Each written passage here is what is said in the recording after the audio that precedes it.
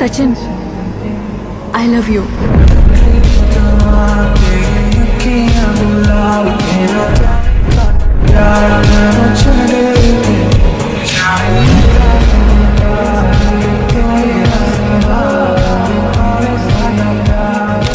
Hello viewers, কেমন আছো সবাই? নতুন আরও একটি ভিডিওতে সবাইকে স্বাগত জানাই।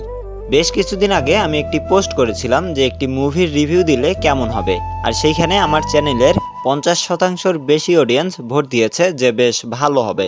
আর তার সুবাদেই আজকের এই ভিডিও, অর্থাৎ আজকের এই ভিডিওতে আমি অসাধারণ একটি মুভির রিভিউ দিতে যাচ্ছি আপনাদের সকলকে। So let's play the video.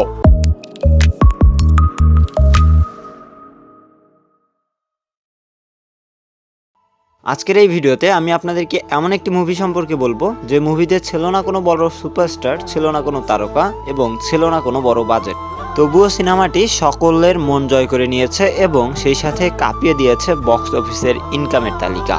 ছবিটি নির্মাণ করতে টোটাল খরচ হয়েছিল 9 কোটি রুপি, আর সেই সিনেমাটি দিয়েই তারা 200 কোটিরও বেশি রুপি ইনকাম করেছে।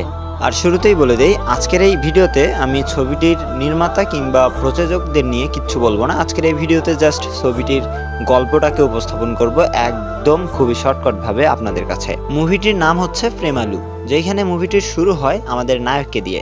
নায়ক ছিল সবেমাত্র কলেজ পাস করা একটি ছেলে, খুবই অগোছালো তার লাইফ, অর্থাৎ তার ইনকামের কোনো ঠিক নেই, তার পরিবারের সদস্যদের মধ্যেও খুব বেশি মিল নেই এবং তার পুরো লাইফটাই কেমন যেন অগোছালো। নায়কের নাম ছিল সাচিন। সাচিনের স্বপ্ন ছিল সে ইউকে যাবে এবং সেইখানে গিয়ে যে কোনো একটা চাকরি বাকরি করে অনেক টাকা ইনকাম করবে, কিন্তু পর্যাপ্ত পরিমাণে ব্যাংক ব্যালেন্স না থাকার কারণে তার ভিসাটি ক্যান্সেল করা হয় এবং তাকে বলা হয় 6 মাস পরে যেন সে আবার চেষ্টা করে।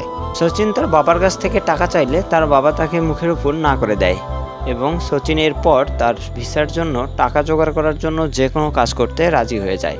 আর এখানেই মুভিটি তার সকল দর্শককে অ্যাট্রাকটিভ করে ফেলে, কেননা মধ্যবিত্ত ফ্যামিলির সকল ছেলের সাথে এই গল্পটি একদম মিলে যায়। এছাড়াও মুভিটির শুরুতেই দেখানো হয় নায়ক একটি মেয়েকে প্রপোজ করে আর মেয়েটি তার মুখের উপর তাকে না করে দেয়, যা দর্শকদের শুরুতেই একটু ইমোশন করে ফেলে। সচিন এই সকল সমস্যা থেকে একটু নিস্তারের জন্য চলে যায় তার এক বন্ধুর সাথে হায়দ্রাবাদে, যেখানে গিয়ে সে একটি গেট কোচিং এবং পাশাপাশি জবে ট্রাই করে। আর এরপর সচিন তার ফ্রেন্ডের সাথে তার কোচিংয়ের স্যারের বিয়েতে যায়, আর সেখানেই আমাদের নায়িকা রিনুর সাথে সচিনের দেখা হয়ে যায়। আর প্রথম দেখাতেই সচিন রিনুকে ভালোবেসে ফেলে। রিনু হচ্ছে আমাদের প্রেমালু মুভিটির নায়িকার ক্যারেক্টারের নাম। আর রিনু ছিল একদম সচিনের থেকে বিপরীতমুখী, অর্থাৎ রিনুর একটি যথেষ্ট পরিমাণ ভালো একটি জব ছিল, তার ইনকাম ছিল, এছাড়াও তার লাইফস্টাইল অনেকটাই এস্টাবলিশ।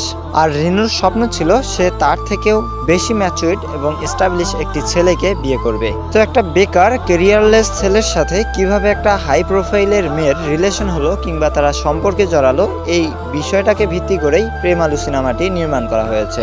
আর এই সাধারণ গল্পটাকেই তারা এত সুন্দরভাবে সাজিয়েছে যে আপনি মুভিটি দেখার পর অবশ্যই বলবেন এটি অসাধারণ ছিল। সো অবশ্যই মুভিটির লিঙ্ক আমাদের ফার্স্ট কমেন্ট এবং ডেসক্রিপশন বক্সে দেওয়া থাকবে, আপনারা চাইলে অবশ্যই দেখে নিতে পারেন। আমি পার্সোনালি বলবো অবশ্যই আপনি যদি ফ্রি থাকেন তাহলে মুভিটি অবশ্যই দেখে নেবেন। এই মুভিটিতে মাত্র 8 থেকে 10টা মূল ক্যারেক্টার ছিল। ক্যারেক্টারগুলো হলো সচিন, সচিনের ফ্রেন্ড, রিনু, রিনুর ফ্রেন্ড এবং রিনুর কিছু কলিগ। আর রিনুর এই কলিগদের মধ্যে একটি ক্যারেক্টার ছিল যার নাম ছিল আদি। আদি পার্সোনালি রিনুকে একটু পছন্দ করত, আর আদির এই ক্যারেক্টারটি ছিল বেশ ফানি, অর্থাৎ এই মুভিটিতে যথেষ্ট পরিমাণ ইমোশন এবং ফানি ক্লিপ দুইটাই ছিল। আর এছাড়াও মুভিটিতে যে 4-5টি গান ব্যবহার করা হয়েছে, গানগুলো ছিল অসাধারণ। আমি মূলত সিনেমা দেখতে ধরলে গানগুলো স্কিপ করি, কিন্তু এই গানগুলো আমার স্কিপ করা লাগেনি, অর্থাৎ আপনি মুভিটি দেখতে ধরলে সম্পূর্ণ মুভিটি আপনি বিনা স্কিপেই দেখবেন, এটা আমার গ্যারান্টি। তো ভিউয়ার্স, আপনারা যারা ফ্রি সময়ে মুভি দেখতে পছন্দ করেন তারা তো অবশ্যই দেখবেন, আর যারা কখনো মুভি দেখেন না রেফার করবো তারাও যেন মুভিটি দেখে, কেননা এই মুভিটি দেখার পর হয়তোবা আপনার মুভি দেখার ইচ্ছাটা আরেকটু বেড়ে যাবে। সো ভিউয়ার্স, কথা হবে অন্য কোনো দিন অন্য কোনো ভিডিওতে, বাট ভিডিও শেষ করার আগে বলতে চাই, আপনি যদি এই চ্যানেলে নিয়মিত ভিডিওগুলো দেখে থাকেন তাহলে অবশ্যই আমাদের চ্যানেলটিকে সাবস্ক্রাইব করে রাখবেন, যাতে আমাদের চ্যানেলের নোটিফিকেশন আপনার কাছে পৌঁছে যায়। এছাড়াও আমাদের চ্যানেলের কমিউনিটি ট্যাবে পোস্ট করা হয়, আপনি সেই পোস্টে ভোট দিয়ে কিংবা কমেন্ট করে আপনার মতামত আমাকে জানিয়ে দিতে পারেন, যার ফলে আমি আপনার মতামত অনুযায়ী ভিডিও বানানোর চেষ্টা করব। সো কথা হবে অন্য কোনো দিন। ভালো থাকবেন, সুস্থ থাকবেন। খুদা হাফেজ।